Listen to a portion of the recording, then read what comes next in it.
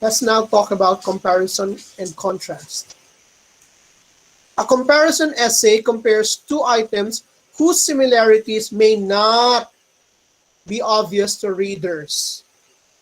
Okay, for example, dinosaurs and birds. They look different. So your essay can talk about the similarities between dinosaurs and birds.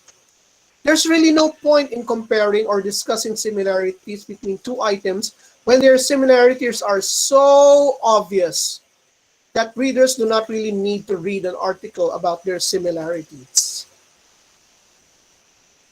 Okay? A contrast essay contrasts two items whose differences may not be obvious to readers, such as baseball versus cricket. Okay, if you see my picture,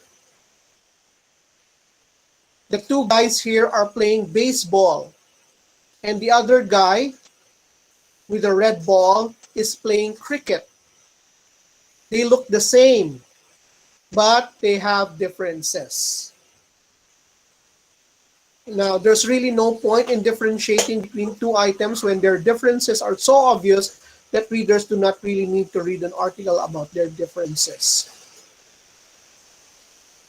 When your readers are less familiar with one particular item over the other, you need to provide more information about that item. For instance, if you are contrasting baseball from cricket and your audience knows little about cricket, then you need to provide more information about cricket. Cricket, by the way, is a very popular game in India, Pakistan, Bangladesh, and many other Indian-influenced countries. The objective of cricket is to hit three wooden poles. Okay, if you see the picture, there are three poles here. Okay, your objective as the picture is to hit those three poles. Okay, if you hit one, then it's taken out. Now your opponent will try to prevent you from doing that by swatting away the ball. So it looks like baseball, but it's not baseball. And they have different purposes, objectives. Okay? So how do we write a comparison or contrast essay?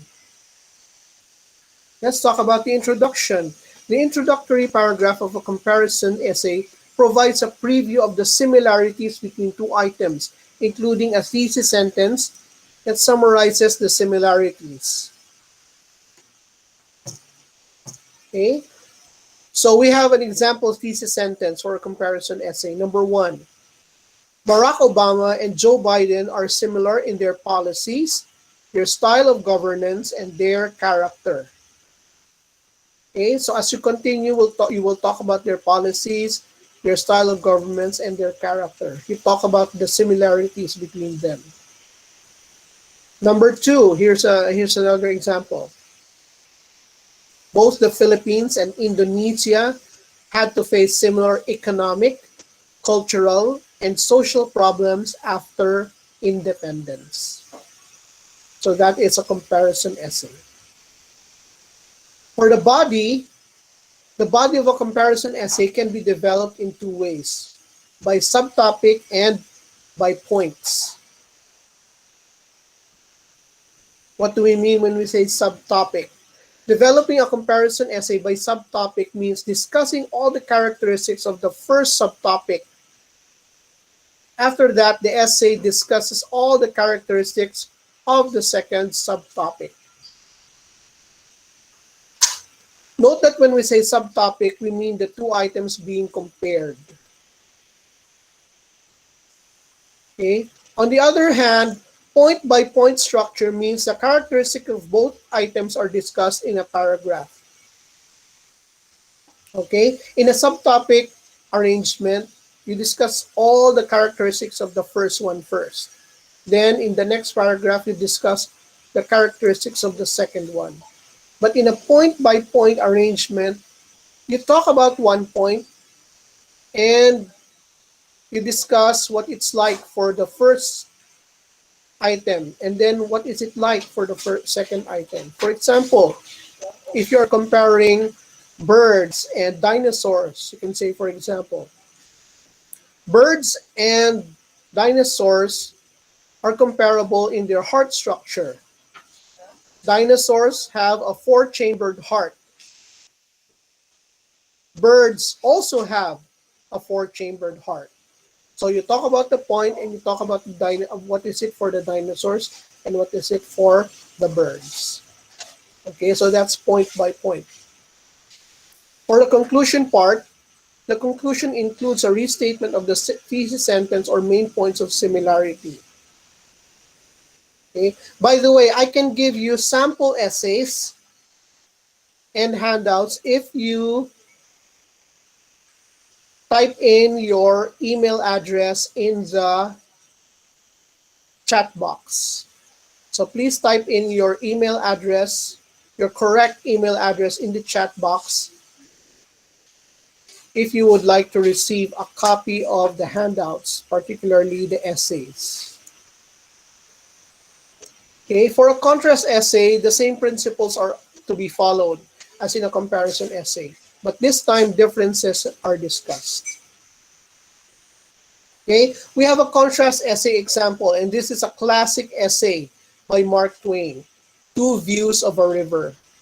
Mark Twain is a renowned writer known for his two novels, Huckleberry Finn and Tom Sawyer. He was a writer for, he was an American writer. Notably, about what's notable for us Filipinos about Mark Twain was he was an anti-imperialist. He was opposed to the United States annexing the Philippines. So he was very much opposed to the idea of America colonizing the Philippines. Now, he had two views of a river. Let me explain to you his two views, the comparison and contrast. He was talking about the same items in a river, but he talked about how he viewed them when he was just starting out riding a steamboat. Okay, he talked about his views about the river, the things in the river, when he was just starting out as in a steamboat. And he, in the same essay, he also talked about the same items, but his views about those items changed. So it's not the items that change, it's his views of those items that change. Let me share them with you. So this is what Mark Twain wrote. I still keep in mind a certain wonderful sunset which I witnessed when steamboating was new to me. A broad expanse of the river was turned to blood. In the middle distance, the red hue brightened into gold, through which a solitary log came floating black and conspicuous. In one place, a long slanting mark lay sparkling upon the water. In another, the surface was broken by boiling, tumbling rings that were as many tinted as an opal. Where the ruddy flush was faintest was a smooth spot that was covered with graceful circles and radiating lines, ever so delicately traced. The shore on our left was densely wooded, and the somber shadow that fell from this forest was broken in one place by a long ruffled trail that shone like silver. And high above the forest wall, a clean-stemmed dead tree waved a single leafy bow that glowed like a flame in the unobstructed splendor that was flowing from the sun. There were graceful curves, reflected images, woody heights, soft distances, and over the whole scene, far and near, the dissolving lights drifted steadily, enriching it every passing moment with new marvels of coloring. So in his first view, he was marveling about the things he had seen in the river. But what happened was, Mark Twain kept doing steamboating. So after a long time of steamboating, his view of the river changed. The things in the river that he saw, his view of the things in the river changed. Let me read that. This sun means that we are going to have wind tomorrow. That floating log means that the river is rising, small thanks to it. That slanting mark on the water refers to a bluff reef which is going to kill somebody's steamboat one of these nights if it keeps on stretching out like that. Those tumbling boils show a dissolving bar and a changing channel there. The lines and circles in the slick water over yonder are a warning that a troublesome place is shoaling up dangerously. That silver streak in the shadow of the forest is the break from a new snag, and he has located himself in the very best place he could have found to fish for steamboats. That tall dead tree with a single living branch is not going to last long, and then how is a body ever going to get through this blind place at a night without the friendly old landmark?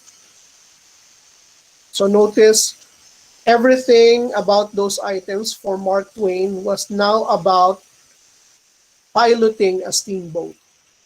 So it's the same items, but he had a different view now. So this essay is organized by subtopics because in the first paragraph, he talked about all the characteristics as seen from his majestic viewpoint, from his wondersome, marvelous perspective. And in the next paragraph, he talked about his second view and how that second view was different from the other one. Okay, thank you very much. Let's talk about argumentation. This is the last one. An argumentation mode of development provides arguments to persuade the reader to accept the author's claims. How do we write an argumentation essay? For the introduction part, the introductory paragraph on argumentation essay states that the author's position and the opposing position objectively. So in your argumentation essay, the first thing you write about is your position. You also write the opposing position objectively. Now, do not misrepresent the other side by providing a faulty statement of the other position. That is misrepresentation. Do not misrepresent the other opposing claim. Okay, now, some dishonest writers misrepresent the other position so they can easily discredit it. This is called straw man tactic. Okay, and it's used by many trolls on the internet. Okay, we have an argumentative essay example. This is a classic example from 1897. Okay, it's an editorial from The Sun. The title is, "Yes, Virginia, there is a Santa Claus." You know, in September 1897, there was an 8-year-old girl who wrote a letter to the editor. It turned out to be the most widely read letter to the editor in all the world. So little Virginia O'Hanlon wrote to the editor of The Sun. And it says, "Dear editor, I'm 8 years old. Some of my little friends say there is no Santa Claus. Papa says, if you see it in the sun, it's so." So his dad says, if the sun says so, then it's true. Please tell me the truth. Is there a Santa Claus?" And from that letter to the editor, the Sun wrote a beautiful, argumentative editorial arguing that Santa Claus really exists. Okay? So the editor, Francis Parcelus Church, wrote an editorial in response to Virginia O'Hanlon's letter to the editor. Okay? For the introductory part, let me read. Again, the introductory part states the claim. "Virginia, your little friends are wrong. They have been affected by the skepticism of a skeptical age. They do not believe except they see. They think that nothing can be which is not comprehensible by their little minds. All minds, Virginia, whether they be men's or children's, are little. This great universe of ours, man is a mere insect, an ant in his intellect as compared with the boundless world about him, as measured by the intelligence capable of grasping the whole truth and knowledge. So the introduction part introduced the claim of the author. Okay? For the body, the body is composed of several paragraphs that elaborate a specific argument. Okay? You elaborate your argument, or you elaborate your counter argument. Okay? You provide a counter to an argument given by the opposing side. So let me read to you the arguments given by editor Francis Church to support his idea that there is a Santa Claus. Yes, Virginia, there is a Santa Claus. He exists as certainly as love and generosity and devotion exist. And you know that they abound and give to your life its highest beauty and joy. Alas, how dreary would be the world if there were no Santa Claus. It would be as dreary as if there were no Virginias. There would be no childlike faith then, no poetry, no romance to make tolerable this existence. We should have no enjoyment except in sense and sight. The eternal light with which childhood fills the world would be extinguished. Not believe in Santa Claus! You might as well not believe in fairies. You might get your papa to hire men to write in all the chimneys on Christmas Eve to catch Santa Claus, but even if they did not see Santa Claus coming down, what would that prove? Nobody sees Santa Claus, but that is no sign that there's no Santa Claus. The most real things in the world are those that neither children nor men can see. Did you ever see fairies dancing on the lawn? Of course not, but that's no proof that they are not there. Nobody can conceive or imagine all the wonders there are unseen and unseeable in the world. So this second paragraph discusses the second argument of Francis Church, that there is a Santa Claus. He has a third argument. You may tear apart the baby's rattle and see what makes the noise inside, but there is a veil covering the unseen world which not the strongest man nor even the united strength of all the strong men that ever lived could tear apart. Only faith, fancy, poetry, love, romance can push aside that curtain and view and picture the supernal beauty and glory beyond. Is it all real? Ah, Virginia, in all this world, there is nothing else real and abiding. Okay, for the conclusion part, the conclusion simply includes a restatement of the thesis sentence or main ideas. And here is the conclusion of the editorial.